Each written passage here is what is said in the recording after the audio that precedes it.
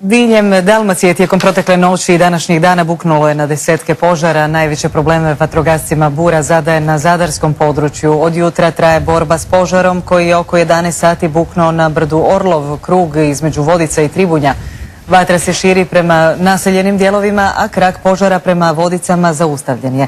Zbog jake bure kanaderi ne mogu letjeti.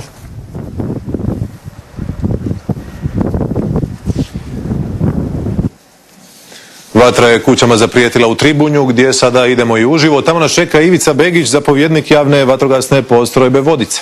Dobro večer, gospodine Begić. Kakvo je stanje, je li požar pod nadzorom?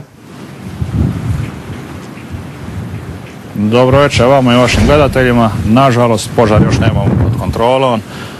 Velik je požar, udari bure su sve jači i jači, tako da dajemo sve od sebe, ali nažalost još imamo 3 kraka koja su aktivna.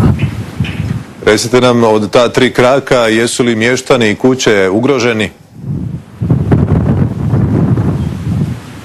Pa sad nisu. Sve što ide prema naselju, znači vatrogasne snage uz pomoć civila, to uspiju obraniti.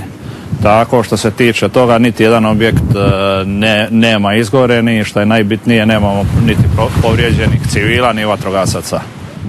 Nedostaje li vam podrška iz zraka? Mogu li kanaderi uopće sada u ovom stanju poletiti? Pa danas nismo mogli.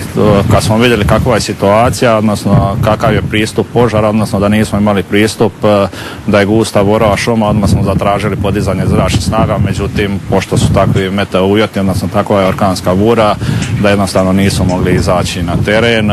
Sigurno da nam puno nedostaju i nadamo se da će se do jutra ova bura smiriti i da ćemo imati iz zraka podršku. Očekujete dakle smirivanje bure. Kakva je dakle noć pred vatrogascima? Pa teška i duga. Svi vatrogasci, oko 50 vatrogasaca će ostati na terenu.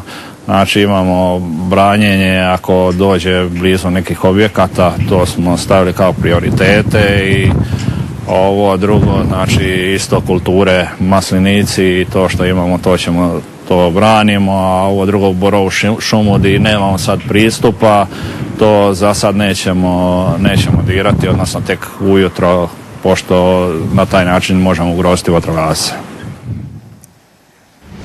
Puno sreće, hvala vam na gostovanju u Dnevniku Nove TV.